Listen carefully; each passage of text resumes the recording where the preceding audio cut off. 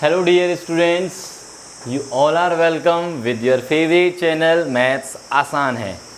और आज का जो हमारा टॉपिक है वो है chapter 1 that is relations and functions. तो बड़े बच्चे जो है वेट कर रहे हैं इस चैप्टर का कि कब सर स्टार्ट करने वाले हैं। तो फाइनली आज हम स्टार्ट कर रहे हैं और मैं इस चैप्टर के बारे में थोड़ा सा बताना चाहूँगा पहले स्टार्ट करने से पहले कि काफ़ी बच्चे और काफ़ी टीचर्स भी ऐसा बोलते हैं कि ये जो चैप्टर है बच्चों को समझ में नहीं आता है। इन जनरल ऐसा सुनने को मिलेगा तुम्हें कि ये चैप्टर टफ़ है, थियोरेटिकल है, मतलब बड़ी सारी बातें।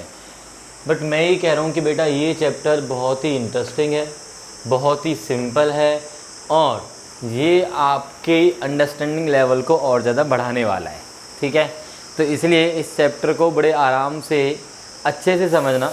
कॉन्सेप्चुअल चीज़ें बहुत अच्छी लगेंगी आपको समझने में, बड़ा ही मज़ा आने वाला है।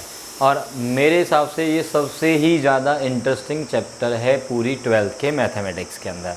ठीक है, तो चलिए let's start with the chapter relation and functions. तो थोड़ा सा इसके बारे में हमने 11th में ही पढ़ा हुआ है, जैसे कि 11th में भी सेम चैप्टर मतलब नाम दिया हुआ है रिलेशंस एंड फंक्शंस।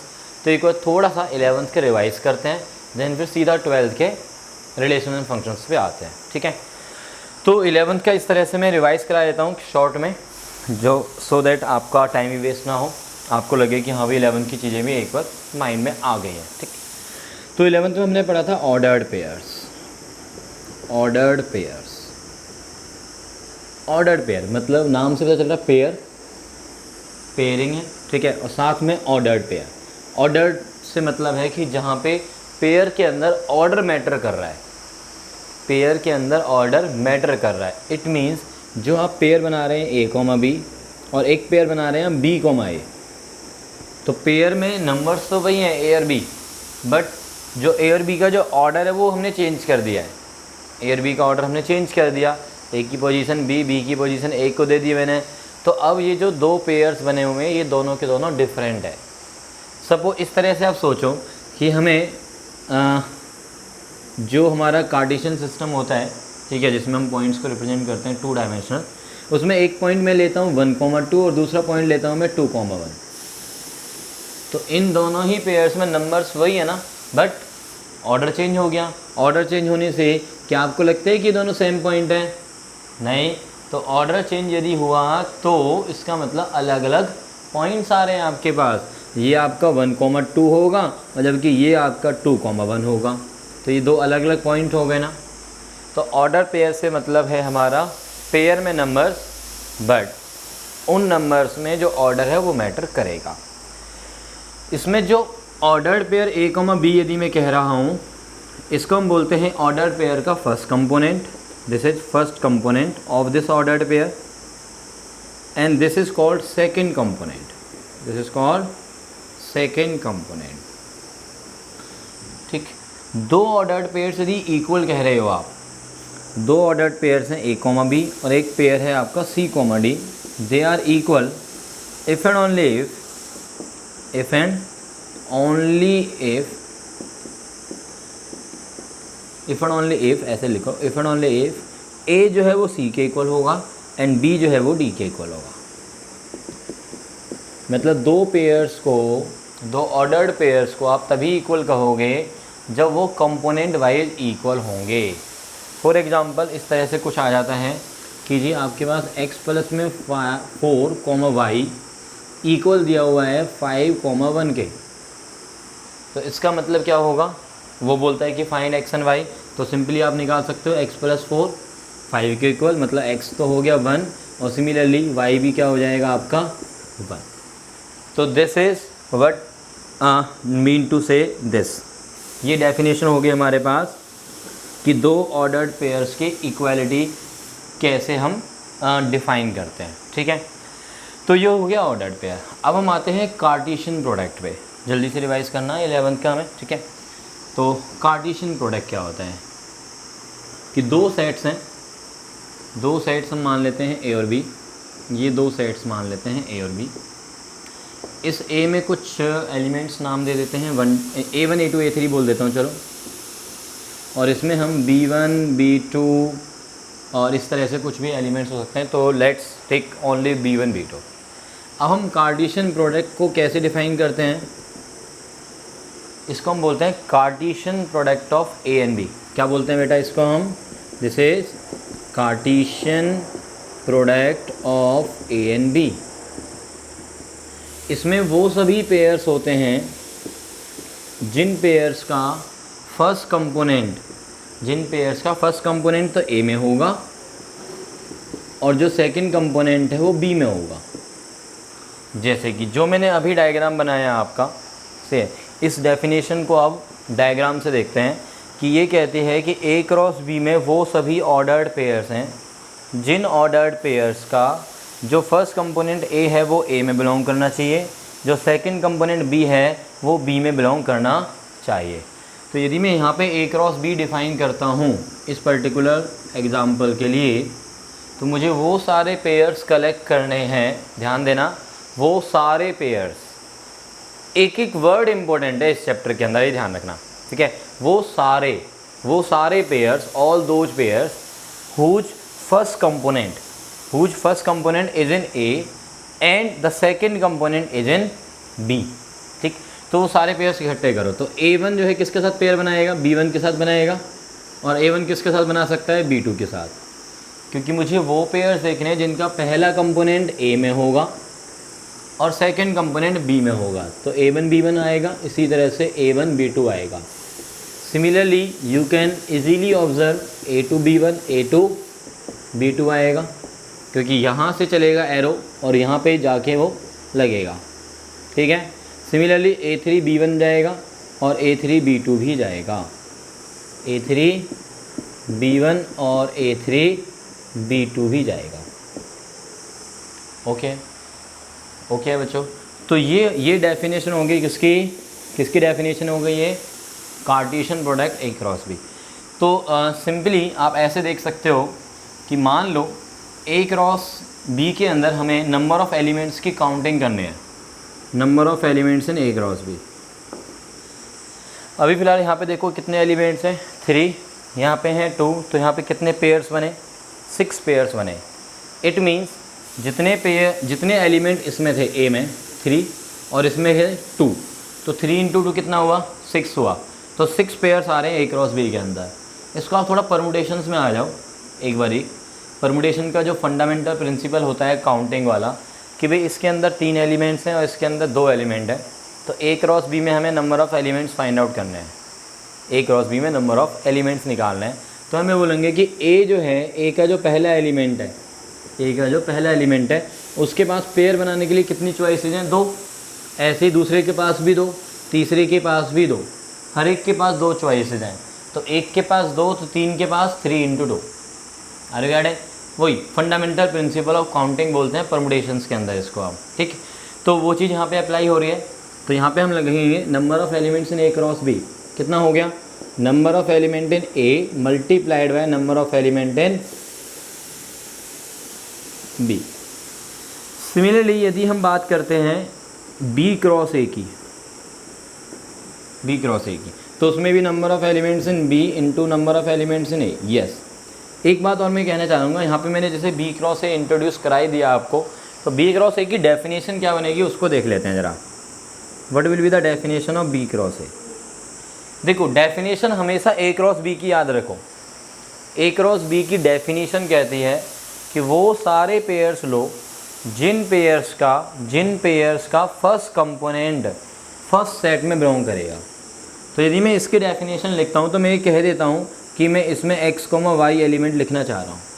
वो सारे पेयर्स, देखो x का मतलब कोई x नहीं है, x लिखने का मतलब x है ही नहीं। x लिखने का मतलब ये है कि जो आप x के ऊपर कंडीशन डालोगे ना, वो वैल्यू लेगा x। Are you getting? x को लिखने का मतलब ये नहीं कि x आएगा इसके अंदर। x को लिखने का मतलब क्या होता है बच्चे, कि वो x की वैल्यू जो कि हमारी आगे वाली कंडीशन जो मैं लिखूँगा अभी से, उन कंडीशंस को सेटिस्फाई करेगी। ऐसे ही a का मतलब यहाँ पे a नहीं है, a का मतलब वो सारे नंबर्स हैं a सेट के वो सारे नंबर जो कि यहाँ पे होंगे। हर गाइडिंग, ठीक है।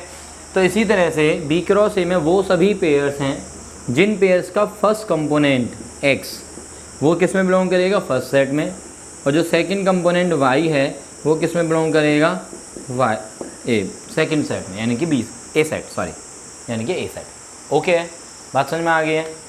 तो क्लियरली ए क्रॉस बी जो होगा और बी क्रॉस ए जो होगा वो इक्वल नहीं होंगे।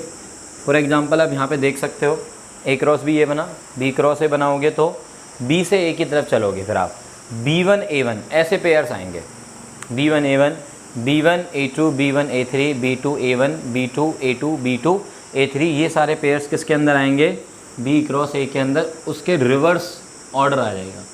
और यदि ऑर्डर रिवर्स कर दिया तो फिर वो ऑर्डर्ड पेयर्स इक्वल नहीं होंगे, इसलिए A क्रॉस B और B क्रॉस A इक्वल नहीं होते, बट नंबर ऑफ़ एलिमेंट्स दोनों में सेम ही आएंगे काउंटिंग में, सही है जी।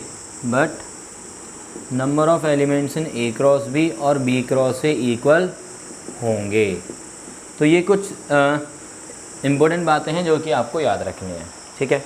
अब एक बात और, ए क्रॉस बी में हमें नंबर ऑफ़ एलिमेंट्स पता चल गए हैं जो भी होंगे। सपोज़ करो इसमें मैं m एलिमेंट्स कह देता हूँ ए सेट में तो m, और बी सेट में n एलिमेंट्स कह देता हूँ तो m इंटू n कह देता हूँ मैं इसको।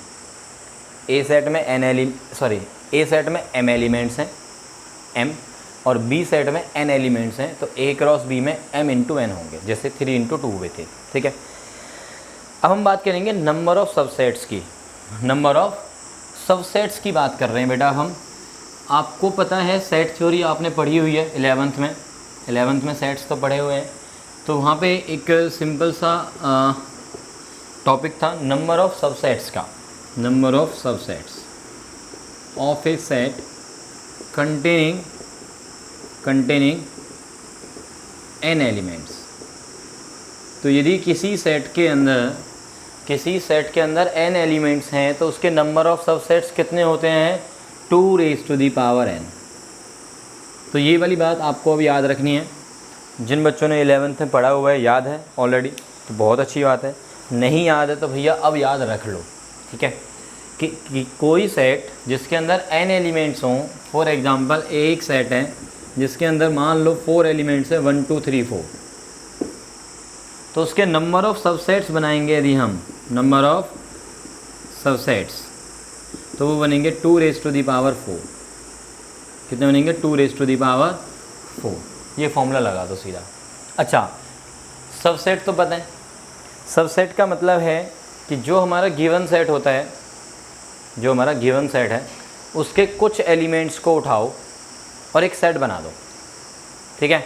कुछ एक एलिमेंट्स को उठाओ और एक सेट बना दो, तो वो जो सेट होता है वो उस गिवन सेट का सबसेट होता है, ठीक है। एक छोटा सा एग्जांपल ले लेते हैं, इस चीज़ को लेके कि मान लो ये हमारे पास एक सेट है 1 2 3 4। तो मान लो एक सेट मैंने बनाया, इसमें से कुछ एलिमेंट्स लिए जैसे कि 2 और 3। Set by taking some of the elements from the given set. इस गिवन सेट के कुछ एलिमेंट्स को लिया और एक सेट बना दिया, तो वो जो सेट होगा ना वो इस सेट का सबसेट होगा। और सबसेट के लिए ये नोटेशन भी होती है, ये वाली नोटेशन सबसेट के लिए होती है।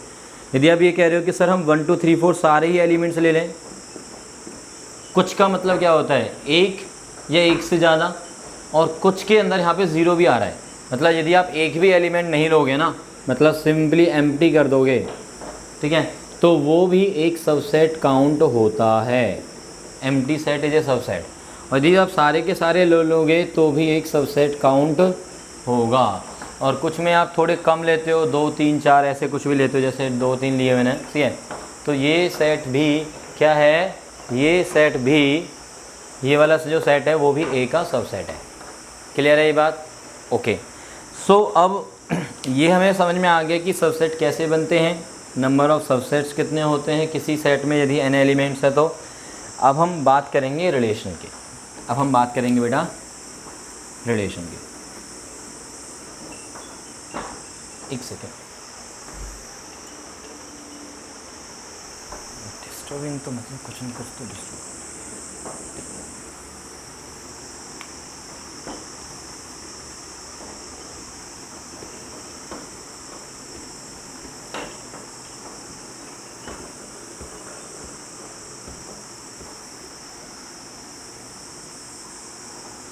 हाँ जी, तो बच्चों अब हम बात कर रहे हैं रिलेशन की। रिलेशन क्या होता है?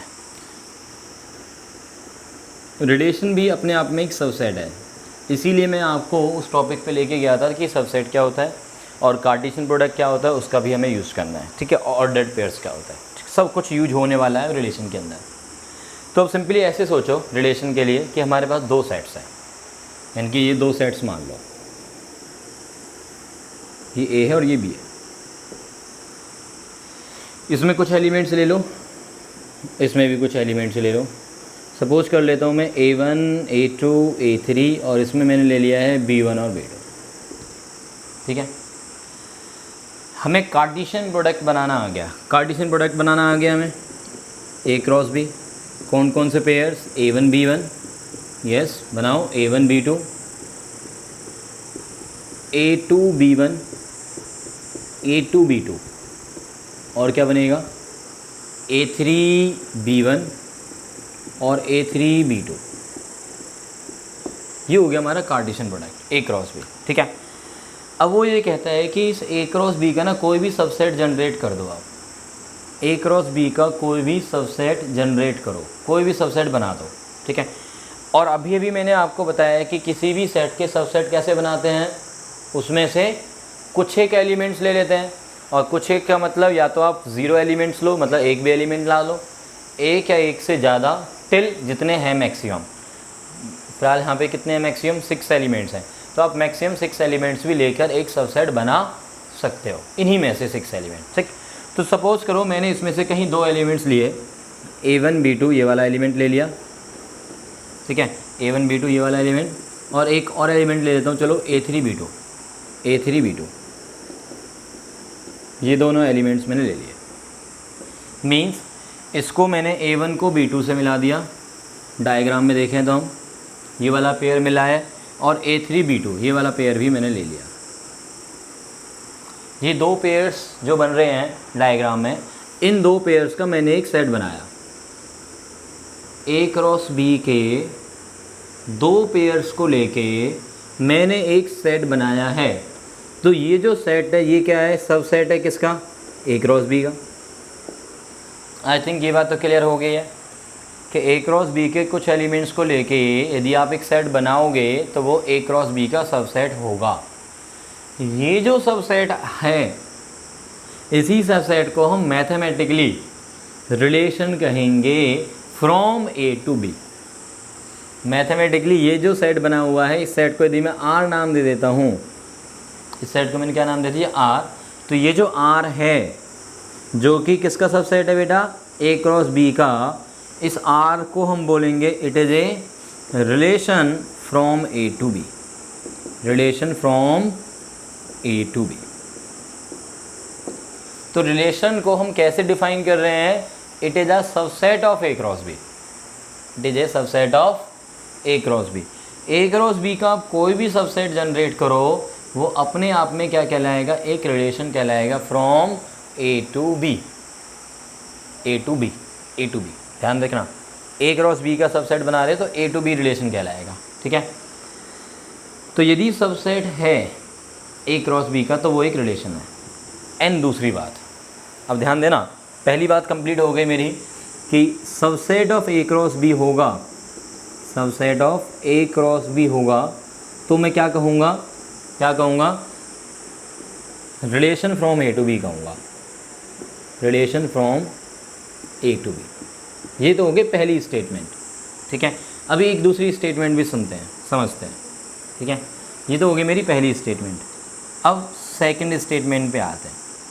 सेकंड स्टेटमेंट क्या है कि यदि मैं कोई रिलेशन डिफाइन करता हूँ from A to B, for example एक सिंपल सा एक रिलेशन डिफाइन करते हैं कि सपोज़ करो मैं ये बोल देता हूँ कि यहाँ पे मेरे पास नंबर्स हैं 1 2 3, और एक सेट ले लेता हूँ मैं यहाँ पे B, और उसमें ले लेता हूँ से 2 और 4, ठीक है। A से B में मैं बोल देता हूँ कि मुझे वो पेयर्स दे दो जी, वो पेयर्स दे दो जिन पेयर्स का पहला कंपोनेंट A में है और दूसरा कंपोनेंट B में है, एंड जो पहला कंपोनेंट लिख रहा हूँ मैं A, वो B से बड़ा है। सपोज मैंने ये कंडीशन डाल दिया, मैं कहता हूँ कि ए और बी के बीच में एक रिलेशन है, ए और बी के बीच में एक रिलेशन, जैसे ऐसे सोचो आप कि हमारी दो फैमिलीज हैं, एक आपकी फैमिली और एक आपके चाचा की फैमिली, ठीक है, दो फैमिली हैं। तो फैमिली जो आपकी है उसको मैंने ए नाम दे दिया और जो आपके चाचा की फैमिली है उसको मैंने बी नाम दे दिया। मतलब वो हमारी फैमिली में काउंट होता है, बट ऑब्वियसली आजकल तो ज़्यादातर लोग सेपरेट रहते हैं, तो मैं इसलिए एक अलग फैमिली कह रहा हूँ फ़िलहाल, ठीक है। डोंट माइंड, यदि आप साथ में रह रहे हैं अलग फैमिली कह रहा हूँ तो प्लीज़ डोंट माइंड, बट आप कंसीडर करके चलो ऐसे कि आपकी फैमिली और एक आपके चाचा की फैमिली, तो दोनों फैमिलीज में रिलेशंस हैं, क्लोज रिलेशंस हैं, ठीक है। फैमिली में रिलेशंस का मतलब क्या होता है, जैसे मैं बोल रहा हूँ कि सेट्स में रिलेशंस हैं, तो फैमिली में रिलेशंस का मतलब ये होता है कि फैमिली के जो मेंबर्स हैं उनके आपस में रिलेशंस हैं, मेंबर्स टू मेंबर्स, ठीक है। तो उसमें भाई बहन, मतलब कजन सिस्टर, कजन ब्रदर, चाचा चाची, ये सब होंगे, ऐसे ताऊ ताई बन जाएंगे इधर, ठीक है। तो ऐसे ही मैंने यहाँ पे एक कंडीशन डाल दी है कि मुझे तो सिर्फ वो वाले पेयर्स इकट्ठा करने हैं जिन पेयर्स का पहला कंपोनेंट पहली फैमिली में है, सेकंड कंपोनेंट सेकंड फैमिली में है, बट जो पहला मेंबर है ना वो सेकंड मेंबर से बड़ा है, पहला मेंबर सेकंड मेंबर से बड़ा है। सपोज़ करो कि आप जो हैं आपके कज़न ब्रदर से बड़े हैं, तो मैं कहूँगा कि आपका आपके कज़न ब्रदर के साथ पेयर बनाओ और उस पेयर को यहाँ पे रखूँगा मैं। बट आप जो है चाचा जी से तो छोटे हैं, तो आपका जो है चाचा जी के साथ जो पेयर बनेगा वो पेयर इसमें नहीं आएगा। क्यों? क्योंकि कंडीशन कहते हैं कि वो पेयर आएगा सिर्फ जब पहला कंपोनेंट सेकंड कंपोनेंट से बड़ा है, ठीक है। तो ऐसे ही अब इसमें सोचो कौन कौन से पेयर आएंगे। देखो, क्या 1 इनके साथ पेयर बनाएगा? 1 2 से बड़ा है नहीं, 1 4 से बड़ा है नहीं, 2 2 से बड़ा है नहीं, 2 4 से बड़ा है नहीं, 3 2 से बड़ा है, यस 3 2 के साथ पेयर बनाएगा, 3 जो है वो 2 के साथ पेयर बनाएगा और 3 4 के साथ पेयर नहीं बनाएगा। तो ये एक रिलेशन तो मैंने डिफाइन कर दिया। अब इस रिलेशन को यदि मैं मैथमेटिकली देख रहा हूँ तो इसमें सिर्फ कौन सा पेयर आ रहा है? 3, 2 का पेयर आ रहा है। कौन सा पेयर आ रहा है बेटा इसमें? सिर्फ और सिर्फ 3, 2। क्या वो जो 3, 2 पेयर है जो मैंने यहाँ पे लिख रहा हूँ 3, 2 पेयर, वो A क्रॉस B का सबसेट है या नहीं है? बताओ मुझे। यदि मैं A क्रॉस B डिफ़ाइन करता हूँ तो सारे आएंगे पेयर्स। तो इसका मतलब यदि मैंने रिलेशन को डिफ़ाइन किया फ्रॉम A टू B और उसको जब मैंने मैथमेटिकली ऑब्ज़र्व किया तो मैंने क्या पाया कि वो A क्रॉस B का ही सबसेट बन रहा है। तो दूसरी स्टेटमेंट मेरी ये हुई है कि यदि मैं एक रिलेशन बनाता हूँ फ्रॉम A टू B, तो that comes out to be, mathematically जब मैं उसको सॉल्व करूँगा सेट की फॉर्म में जैसे मैंने यहाँ पे किया, तो that always comes out to be a subset of A cross B। ये सेकंड स्टेटमेंट है, ध्यान देना बेटा। पहली स्टेटमेंट कहती है कि यदि कोई भी सबसेट है, ये हमारी डेफिनेशन है। पहली स्टेटमेंट सीधा डेफिनेशन है कि यदि हमारा सबसेट है A क्रॉस B का तो उसको हम डिफ़ाइन करते हैं that is a relation from A to B। But second statement कहती है कि यदि आप कोई भी रिलेशन डिफ़ाइन करोगे A से B में और उसको आप मैथमेटिकली ऑब्जर्व करोगे पेयर्स की फॉर्म में, तो you will always get a subset of A cross B। So a relation from A to B is a subset of A cross B। Relation दिया है तो वो सबसेट है, सबसेट दिया है तो वो एक रिलेशन है। सबसेट है A क्रॉस B का तो वो एक रिलेशन है, और यदि कोई रिलेशन है फ्रॉम A टू B तो वो सबसेट है। इसका मतलब क्या हुआ कि relation from A to B subset होगा A क्रॉस B का, और A क्रॉस B का सबसेट रिलेशन होगा। मतलब जितने रिलेशंस बनेंगे A से B में उतने ही सबसेट्स बनेंगे A क्रॉस B के। A क्रॉस B का यदि मैं कोई भी सबसेट उठाता हूँ तो अपने आप में रिलेशन को डिफ़ाइन करेगा, और रिलेशन में उठाता हूँ कोई भी किसी भी कंडीशन के थ्रू, जैसे मैंने बोला कि A ग्रेटर देन B, ऐसी कोई भी कंडीशन से यदि मैं रिलेशन बनाता हूँ तो वो हमेशा A क्रॉस B का सबसेट निकल के आएगा। तो अब हम फाइनली एक डेफिनेशन पे आ चुके हैं। रिलेशन की डेफिनेशन क्या है फाइनली, ठीक है। इन दोनों पॉइंट से मिलके ही रिलेशन की डेफिनेशन बनने वाली है, ठीक है। तो आई थिंक कि ये सारा तो क्लियर हो गया है ना, इसको बस रब कर देते हैं। तो रिलेशन की फाइनल डेफिनेशन पे मैं आ चुका हूँ मैथमेटिकल। रिलेशन की फाइनल डेफिनेशन क्या है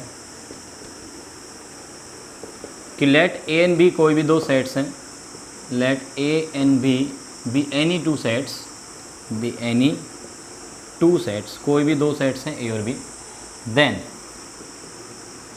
then a relation from A to B, a relation from A to B is a subset of A cross B and vice versa, and vice versa. vice versa का मतलब है कि दूसरी तरफ से भी ट्रू है। दूसरी तरफ से मतलब कि if there is a subset of A cross B then it is a relation from A to B. And by this definition clearly एक बात और निकल के आ रही है बेटा यहाँ से, ठीक है, क्या बात निकल के आ रही है कि जितने नंबर ऑफ रिलेशंस बनेंगे, यदि मुझे रिलेशंस फाइंड आउट करने हैं, number of relations from A to B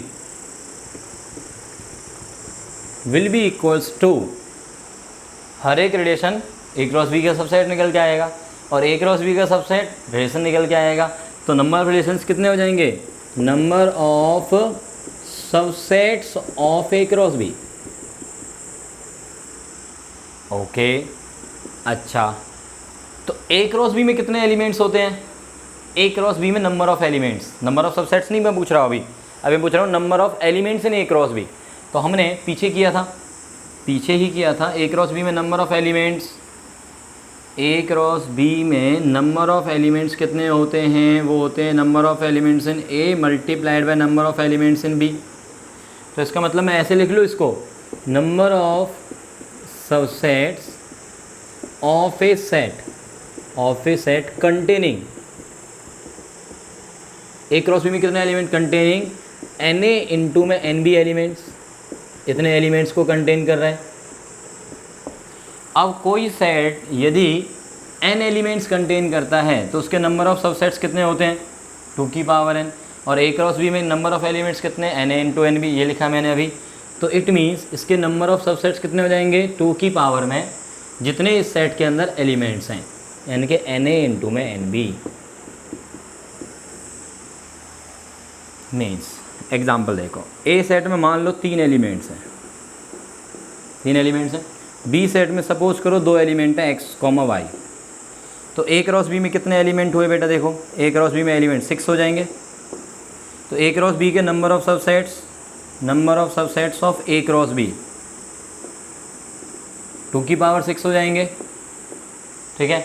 और ए क्रॉस बी का हर सबसेट एक रिलेशन को डिफाइन करता है, तो इसका मतलब नंबर ऑफ रिलेशंस कितने हो गए बेटा, from A to B will be equals to 2 की पावर 6। ये समझ में आया है। तो फाइनली अब हमें नंबर ऑफ़ रिलेशंस पता चल गए, रिलेशन की डेफिनेशन पता चल गई है। ये सारा कुछ एक्चुअल में तो 11th में ही था, बट एक बार रिवाइज़ कराना मेरे लिए इम्पोर्टेंट था। और देखते हैं अभी थोड़ा सा और यदि समय बचा हुआ है तो हम 1-2 एग्जांपल और देख लेते हैं, ठीक है। 1-2 एग्जांपल्स और देखते हैं। तो यहाँ तक तो क्लियर हो गया, रिलेशन की डेफिनेशन अच्छे से याद रखनी है अभी आपको, और नंबर ऑफ़ रिलेशंस कितने बनते हैं फ्रॉम ए टू बी, ये आपको क्लियर है। Now come to one more example, but उसके लिए पहले मैं देख लेता हूँ कि हमारे पास टाइम कितना बचा है।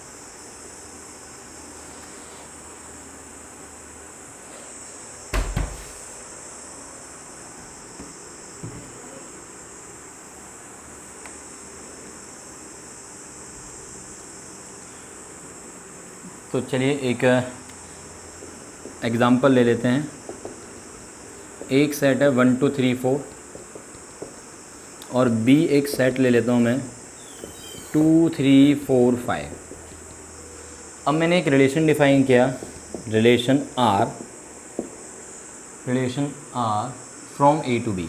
आई think relation R from A to B, I think जो हमारे पास टाइम है बेटा वो ख़त्म होने वाला है, तो हम नेक्स्ट क्लास में इस एग्जांपल के साथ स्टार्टिंग करेंगे और देन टाइप्स ऑफ रिलेशंस को भी डिफ़ाइन करेंगे।